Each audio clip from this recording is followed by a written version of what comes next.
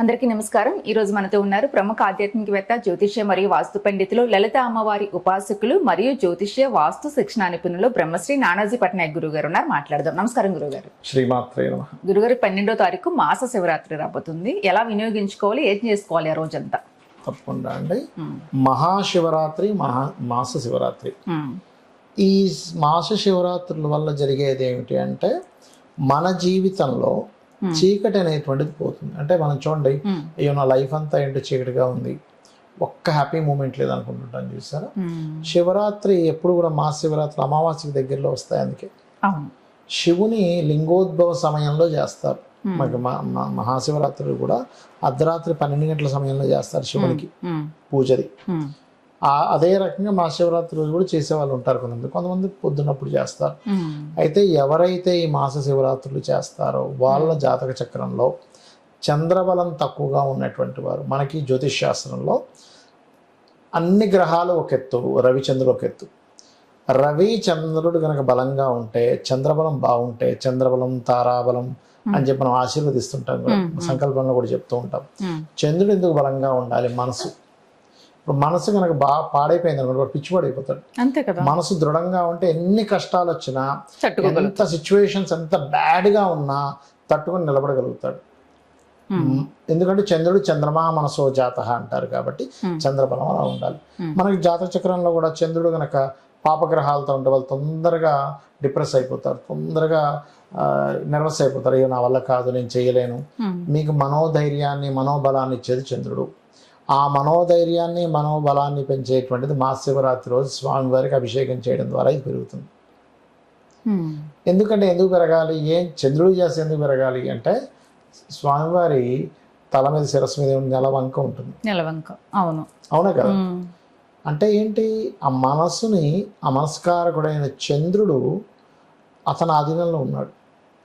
చంద్రమౌళీశ్వర ఆరాధన, చంద్రమౌళి అష్టకం ఉంటుంది చూసారా. ఎవరికైనా ఆయుష్లో ప్రాబ్లం ఉంది, ఇప్పుడు జాతచక్రం చూసి అష్టమ స్థానం పాడైంది, మారక ఫలితాలు, బాధక ఫలితాలు, మరియు అదేవిధంగా అష్టమం పాడైన ఫలితాలు 3 ఒకటేసారి వచ్చినప్పుడు ఆ వ్యక్తి యొక్క ఆయుష్ అక్కడికి అయిపోతూ ఉంటుంది.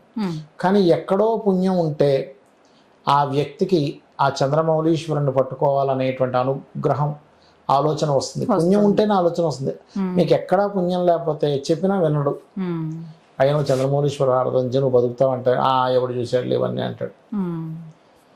పుణ్యం ఉంటే ఆ వ్యక్తి వెతుకుతూ ఉంటాడు, తపన పడుతూ ఉంటాడు. తపన వల్ల దేవుడు మనకి వస్తాడమ్మ, గుర్తుపెట్టుకోండి ఎప్పుడు కూడా. ఇప్పుడు నేను మీకు ఒక చిన్న వృత్తాంతం చెప్తాను. ఒక అడవిలో ఒక సాధువు తపస్సు చేసుకుందామని వెళ్ళి అక్కడ చేసుకుంటా ఉన్నాడు. అడవులు కానుకొని కొన్ని గ్రామాలు ఉంటాయి. ఒకడు గొర్రెలు కాపరి, ఒక అబ్బాయి వచ్చి గొర్రెల కోసం వచ్చేవాడు, చూసేవాడు. ఈయన ఏదో కూర్చొని ఏంది అసలు ఈ అడవిలో ఏం వెతుక్కుంటున్నాడు ఈయన అనుకున్నాడు. ఒకరోజు అడిగాడు, స్వామి మీరు దేనికోసం వచ్చారు? నీకు తెలియదు నేను దానికోసం వచ్చాను. లేదు ఈ అడవంతా నాకు తెలుసు, మీకు ఏం కావాలో చెప్పండి, నేను తీసుకొచ్చిస్తాను. లేదు నీకు తెలియదు, వెళ్ళిపో అన్నాడు. ఒక రోజు చూశాడు, 2 రోజులు చూశాడు. దాని తర్వాత లేదు స్వామి నేను వెతికి పెడతాను, మీకు ఏం కావాలి, మీరు దేనికోసం తపస్సు చేస్తున్నారంటే, ఆయన ఒక నరసింహ ఉపాసకుడు, నరసింహస్వామి కోసం చేస్తున్నాడు. ఆయన ఏమన్నాడు, పైన సింహం తల ఉంటుంది, కిందని మనిషి యొక్క శరీరం ఉంటుంది, నేను అతని కోసం నేను ఇక్కడ కూర్చున్నాను, అతని కోసం నేను వెయిట్ చేస్తున్నాను, అతని కోసం తపస్సు చేస్తున్నాడు. అదేనా నేను తీసుకొస్తాను, మీకు ఎందుకు అన్నాడు. వీడితో పిల్లవాడు పిచ్చోళ్ళే అనుకున్నాడు. ఈయన పని చేసుకుంటా ఉన్నాడు. ఇతనికి ఏమైందంటే, ఈ గొర్రెల కాపరికి నమ్మకం, ఈ అడవిలోనే ఉన్నాడు, నేను పట్టుకురాగలుగుతాను. 2-3 రోజులు వరుసగా నరసింహ, ఏం పేరంటే నరసింహ, నరుడు పైన, కింద నరుడు పైన సింహం, నరసింహ వెతుకుతూనే ఉన్నాడు. ఆ తపస్సులాగా అయిపోయి స్వామివారు కనబడ్డారు ఆయనకి. గొర్రెల కాపరిగా ఏం తెలియదు, అది ఏదో ఒక జీవి అనుకోని తాడు కట్టేసి తీసుకొచ్చి ఇస్తున్నాడు ఇతని దగ్గరికి. కానీ అక్కడ తపన ముఖ్యం. అక్కడి నుంచి దూరం నుంచి అరుచుకుంటూ వస్తున్నాడు. అయ్యా ఇగో తీసుకొచ్చాను చూడు, నువ్వు అన్నావుగా, ఇక నేను పట్టుకొని తీసుకొచ్చా అంటే, ఇతనికి గొర్రెల కాపరికేమో ఆ పట్టుకొని అంటే భక్తుడికి కట్టుబడి ఉంటాడు భగవంతుడు. కట్టేస్తే కట్టుబడి ఉన్నాడు, ఎందుకంటే భక్తుడు ముఖ్యం అక్కడ.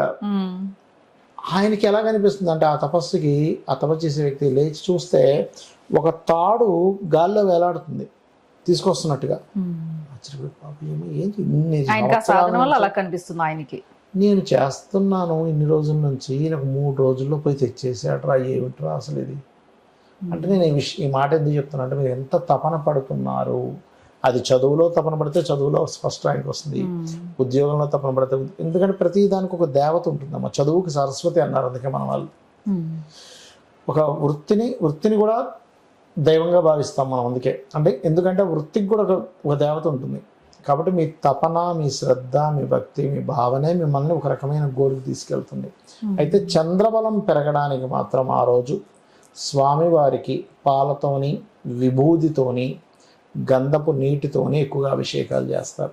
ఉట్టి నీరు కూడా చేయొచ్చు, తప్పేం కదా, ఉట్టి నీరుతో చేస్తారు. అయితే కొన్ని తాంత్రిక విధానాల్లో ఒక్కొక్క పదార్థం మారుతున్న కొద్దీ ఒక్కొక్క ఫలితం అనేటువంటిది వస్తుంది. ఆ రకంగా చంద్రమౌళీశ్వర ఆరాధన చేసినట్లయితే ఖచ్చితంగా మంచి ఫలితాలు వస్తాయి వారికి. చాలా అద్భుతంగా చెప్పారు. మధ్యలో చెప్పింది కూడా ఇన్స్పైరింగ్ గా ఉంది. నిజంగా మీరు చెప్పినట్టు ఏదైనా అంత తపనతో, అంత పట్టుదలతో చేస్తే ఖచ్చితంగా పట్టుదల ఇవి కావాలి. ఆ పనిలో నిజాయితీ ఉంటే ఖచ్చితంగా మనం రీచ్ అవ్వగలం ఏదైనా కూడా. 100% అయిపోతాం, ఏం డౌట్ ఏం లేదు. చాలా ఇన్స్పైరింగ్ గా ఉంది గురుగారు, నిజంగా అయింది. మన లైఫ్ లో కూడా మనం అలా చేసుకోవచ్చు. ఎగ్జాక్ట్లీ. చక్కగా చెప్పారు. నమస్తే. శ్రీమాత్రే నమః.